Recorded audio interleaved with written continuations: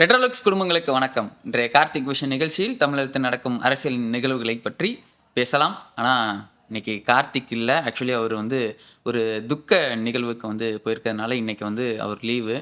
அதனால் இன்னைக்கு ஜோ தனியாக தான் பேச போகிறேன். நாளைக்கு வந்துடுவார். கூட லிங்கேஷும் இருக்கான். அதனால் ஒன்றும் பிரச்சனை இல்லை. அன்றைக்கி தான் ரொம்ப தனியாக தவிக்க விட்டு போயிட்டு ஒரு மாதிரி படுத்திட்டான்.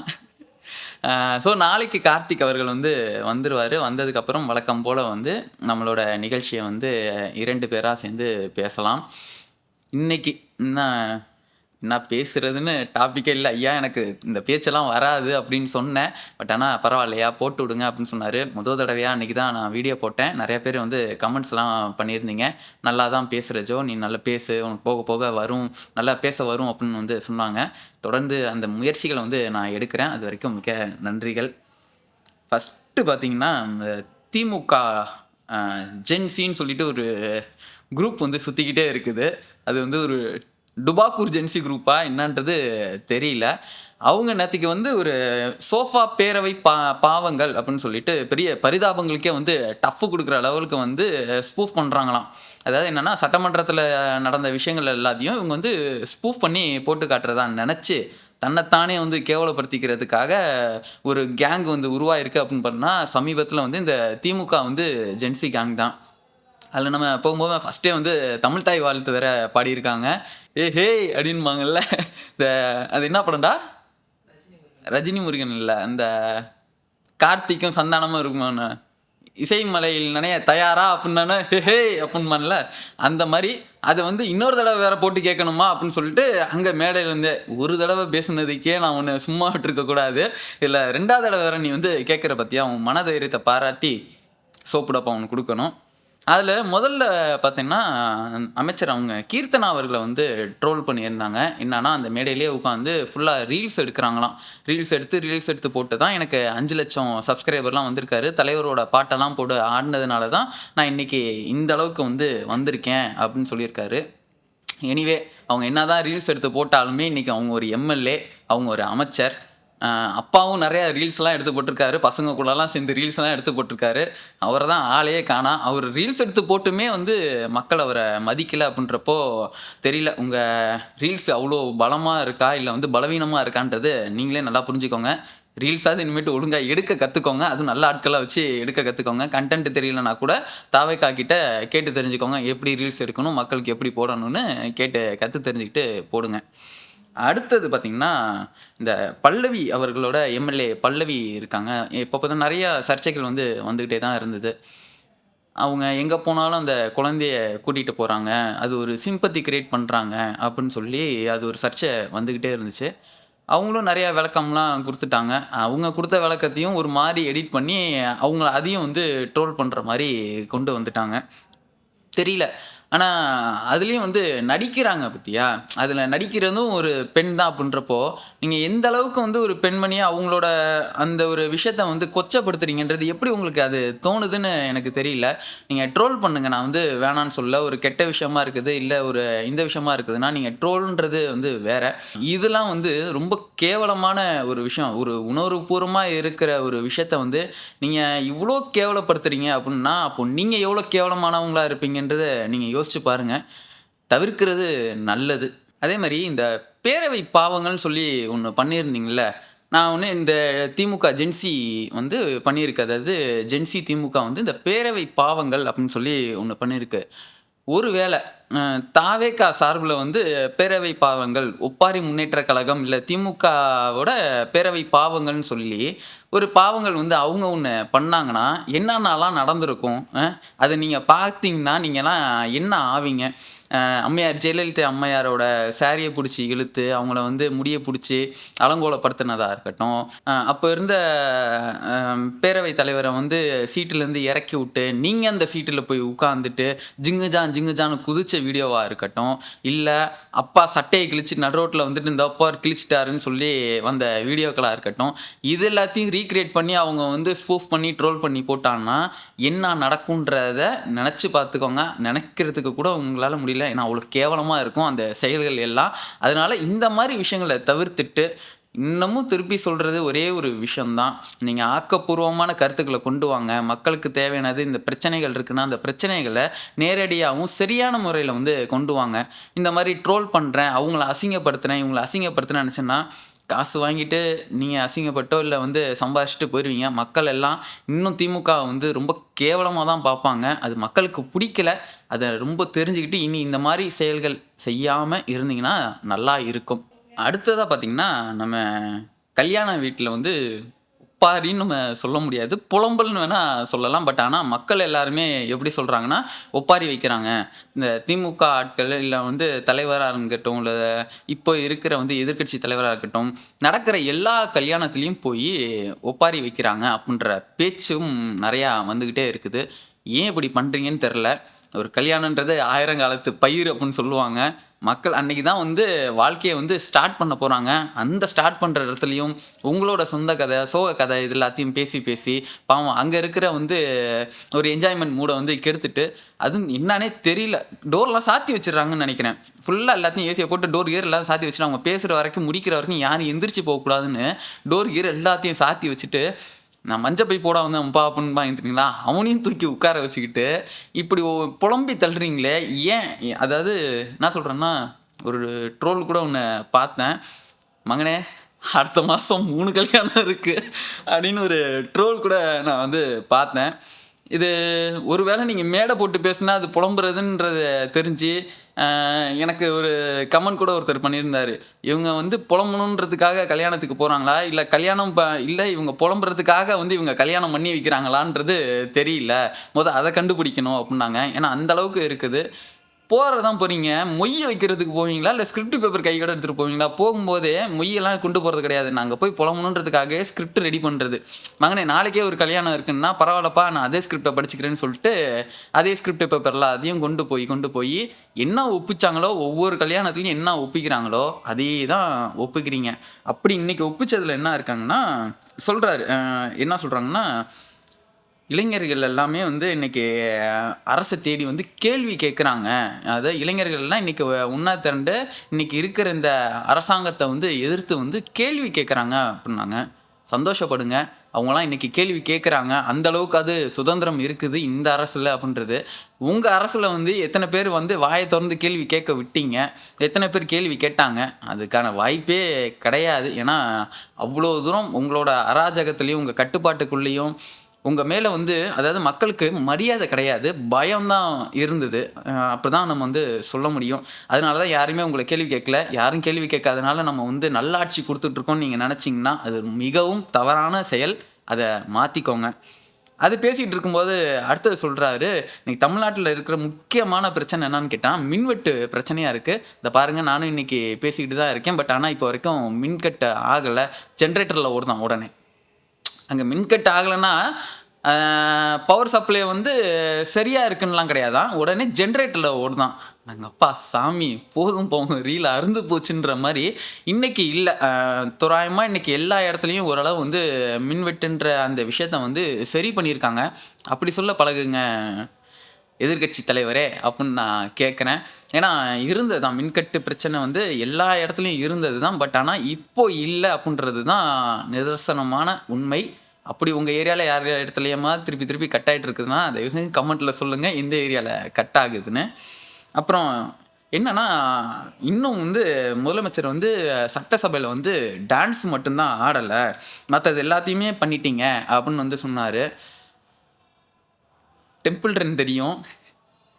அதாவது மக்கள் தான் சொல்றாங்க. நான் இதெல்லாம் சொல்லவில்ல. ஏன்னா, அவரு ஆடுன வீடியோ சட்டசபைக்குள்ள வந்து என்னலாம் பண்ணாரு, பஞ்ச் டயலாக் பேசினாரு, இது பேசுறாரு, கதை சொல்றாருன்றதெல்லாம் மக்கள் பார்த்துட்டு இருக்குன்ற மாரி, நீங்க ஒரு டெம்பிள் ரன் ஒண்ணு பண்ணீங்க பார்த்தீங்களா? அதையும் மக்கள் எல்லாமே பார்த்துக்கிட்டு தான் இருக்காங்க. அவங்களும் கேள்வி தான் கேட்கறாங்க எல்லாருமே.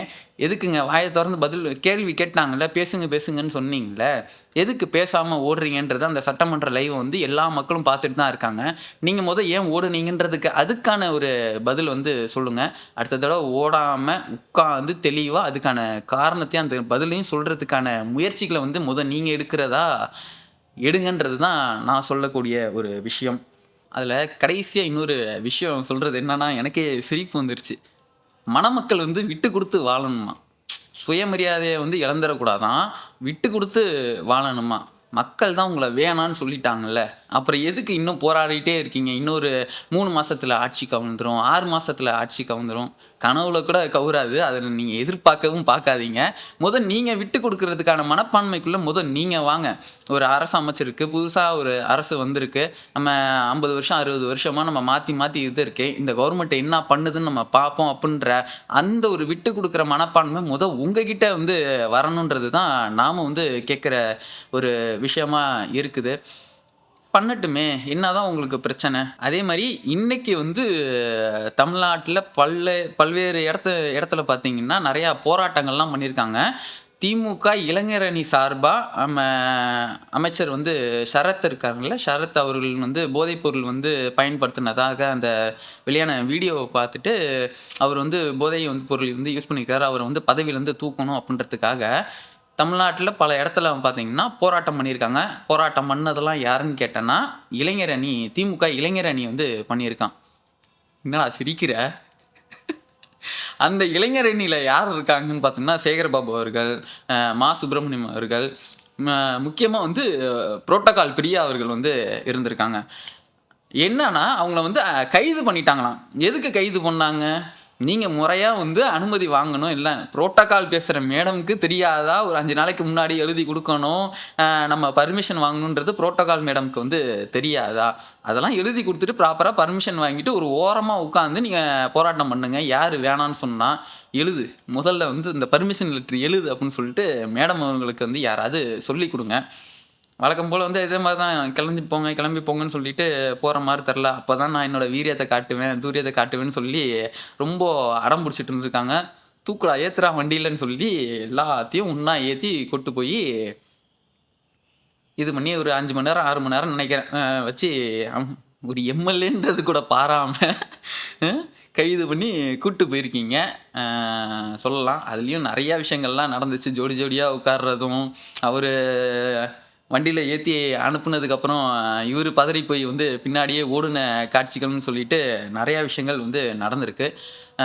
எனிவே சரத் அவர்கள் வந்து அந்த மாரி ஒரு வேளை யூஸ் பண்ணியிருந்தாருன்னா, கட்சியிலேருந்தும் சொல்லிட்டாங்க. அவர் மேல வந்து ஒரு விசாரணை வந்து வைக்கப்படும். வச்சிருந்து அந்த குற்றச்சாட்டு வந்து உண்மை அப்டின்ற மாரி இருந்துச்சுன்னா, அந்த வீடியோ உண்மையா இருந்துச்சு அப்டின்னா, அவர் மேல தக்க நடவடிக்கை வந்து எடுக்கப்படும்ன்றது கட்சியிலேயே சொல்லிட்டாங்க. இவங்கலாம் எங்க போயிருந்தாங்கன்னு தெர்ல. ஜாஃபர் சாதிக் அவர்களோட வழக்கா இருக்கட்டும் சரி, இல்ல வந்து அண்ணா யார் அந்த சார் அந்த கேள்விக்கு வந்தவங்களா இருக்கட்டும் சரி, இத்தனைக்கும் அவர் ஏரியால தானே நடந்தது. சைதாப்பேட்டை அவரு மா. சுப்பிரமணியன் அவரோட தொகுதி தான் அது. அப்பலாம் இவங்க எங்க போனாங்கன்னு தெர்ல. இன்னைக்கு ஏதோ புதுசா வந்துட்டு போராட்டம்லாம் பண்ணிட்டு இருக்காங்களாம். பண்ணுங்க, பண்ணுங்க. யாரு பண்ண வேணான்னு சொன்னா? அதே மாரி இன்னைக்கு அதிமுகலேருந்து 6வது விக்கெட்டா வந்து எம்.ஆர். விஜயபாஸ்கர் அவர்கள் வந்து அவரோட பதவிய வந்து ராஜினாமா வந்து செஞ்சிருக்காரு. இன்னும் எத்தன பேரு அதிமுகலேருந்து வருவாங்கன்றது தெரியல. நம்ம திரும்ப திரும்ப சொல்றது தான். அதிமுகல தலைமை சரியில்ல அப்டின்றதுனால தான் இவங்க வந்துகிட்டே இருக்காங்க. இன்னும் எத்தன பேர் வருவாங்கன்னும் தெரியல. ஆனா இங்க அதாவது அதிமுகலேருந்து ராஜினாமா பண்ணி தாவேக்கால இணையறதுக்காக உதயநிதி அவர்கள் வந்து ஒரு ட்வீட் போட்டிருந்தாரு. என்ன போட்டிருக்காருன்னா, இந்த சோஃபா மாடல் ஆட்சி அமைந்த பிறகு அதிமுகவில் எம்.ஆர். விஜயபாஸ்கர் 6வது எம்.எல்.ஏவாக இன்று பதவியை ராஜினாமா செய்கிறார். ஆளுங்கட்சியின் ஆள் பிடிக்கும் அரசியல் எந்த அளவுக்கு எக்ஸ்ட்ரீம் ஆகி உள்ளது என்பதை இதுவே காட்டுகிறது. ஆட்சி அமைக்க ஆதரவு அளித்த கட்சிகள் மீது நம்பிக்கையின்றி நிறுத்தாமல் எம்.எல்.ஏக்கள் பர்ச்சேஸை தொடர்வது மக்களுக்கு இழைக்கின்ற மாபெரும் துரோகம். தொடமாட்டேன், தொட்டா விடமாட்டேன் என்ற ஸ்கிரிப்ட் படி பொங்கிய முதலமைச்சர் அடுத்த சீனில் சொத்து குவிப்பு வழக்கில் சிக்கியவர் தான் கட்சியில் சேர்க்க முடிவது ஏன்?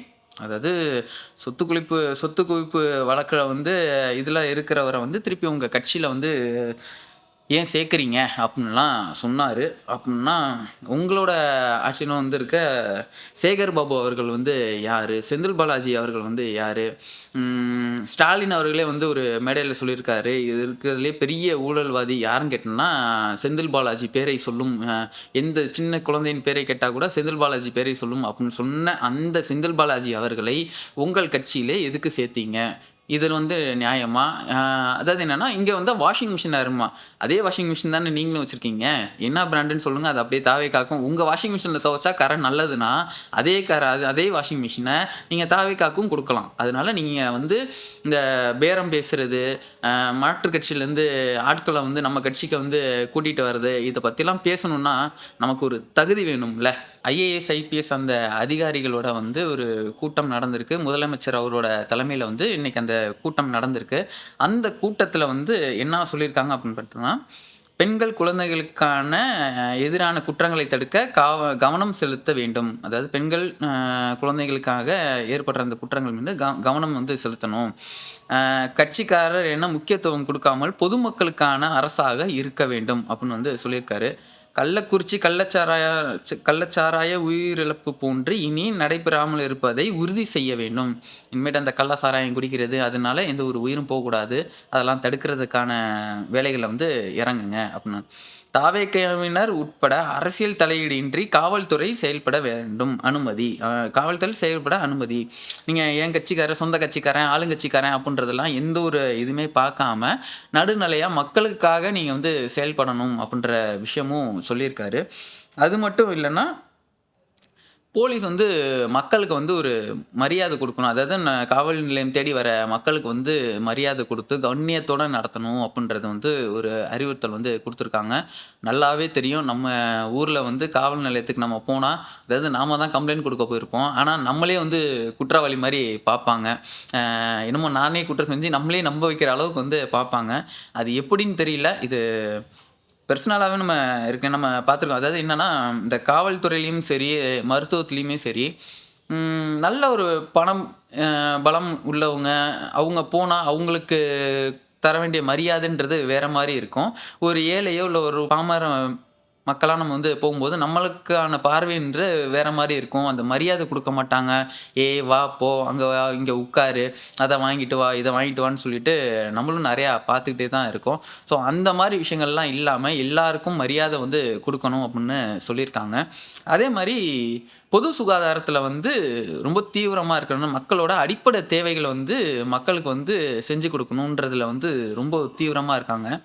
அந்த விஷயத்தில பார்த்தீங்கன்னா, மருத்துவத்திலயுமே பார்த்தீங்கன்னா, நம்ம பிரைவேட்டா ஏன்னா 2 இடத்துலயுமே வேலை செய்றது இப்போ வந்து நர்ஸ் இருக்காங்க அப்புட்னன்னா, கவர்மெண்ட் ஹாஸ்பிட்டல்லயும் அதே நர்ஸ் தான் இருக்காங்க. பிரைவேட் ஹாஸ்பிட்டல்லயும் அதே நர்ஸ் தான் இருக்காங்க.